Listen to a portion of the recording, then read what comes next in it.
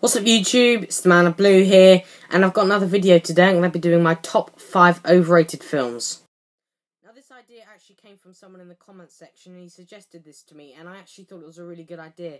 But I have been putting the whole list video off for quite a while, because these type of videos always get a lot of haters, and that it really annoys me when I do videos like this, because you do get a lot of haters, and I just want to say before I start this list, this is my opinion, guys. You know, I'm here to express my opinion and get your opinions back in the comment section, but I don't want haters, because it's just pointless, and it just proves it's just pretty childish in my opinion.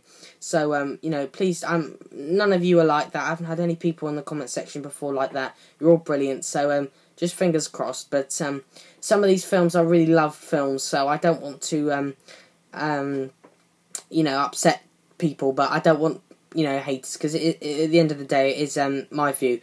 But the criteria for this was I have to actually like the films. I just have to like the films even slightly. So all these films I do like, but I think they're extremely overrated for what they are. So let's get on. So starting with number 5 is a Quentin Tarantino film, and this Quentin Tarantino film, as you know, Quentin Tarantino is my favourite director of all time. But he did do a film that, because I think it's such a delicate subject, I think the comedy and the whole way it was shot, I think it could be offensive to some people.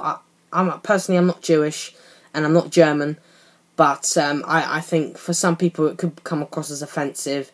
And this was one of those films that I think really did touch some areas, and it's Inglourious Bastards. Now, I don't actually own this film. I do like this film. I enjoy it quite a bit, actually, when I do watch it, but I do have problems with it, and I think it's quite an overrated film.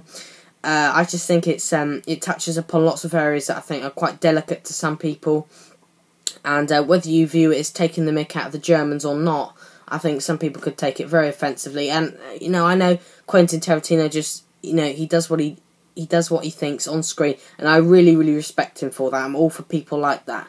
But I think, because it is such a delicate subject, I think it's just a dodgy one, and I think, for me, it's not his best piece. So, that's basically my take on Inglourious Bastards. So that's number 5 of my top overrated films. So for number 4 is a Stanley Kubrick film.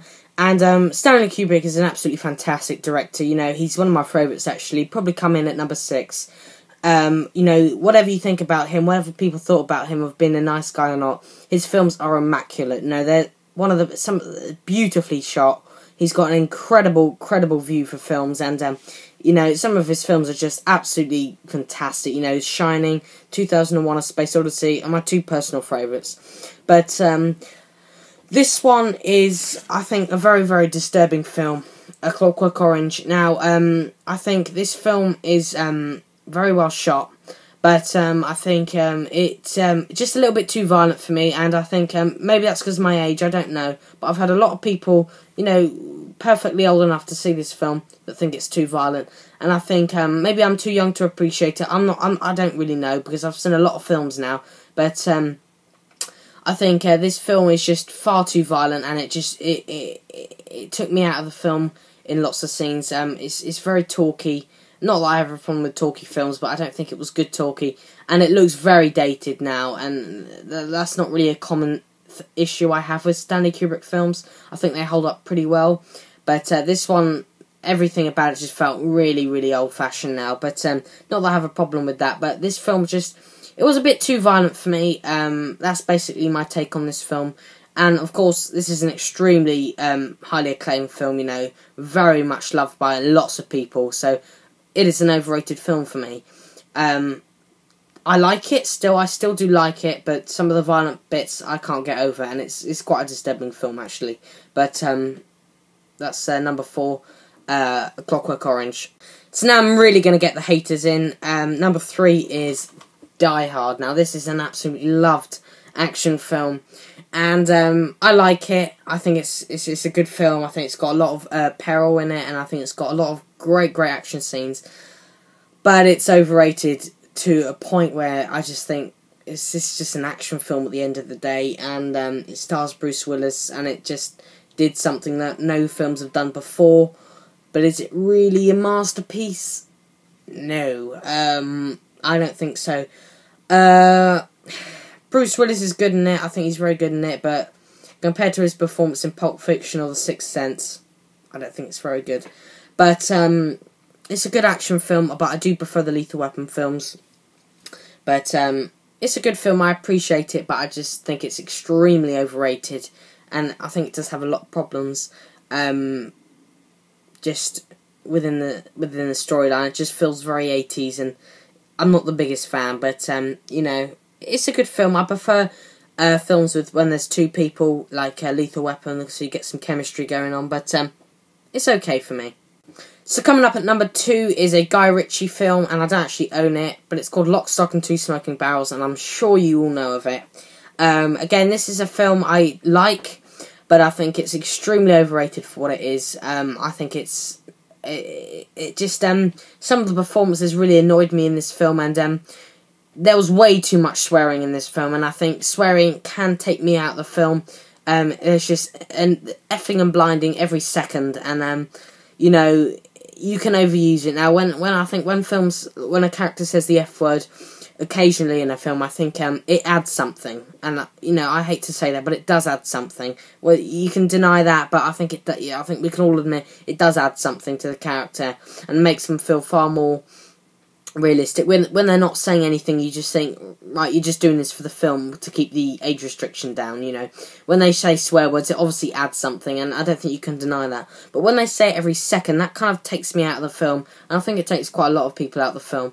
And the story in this film is absolutely fantastic. I'm not going to fault that. I think it's got a really good story, but some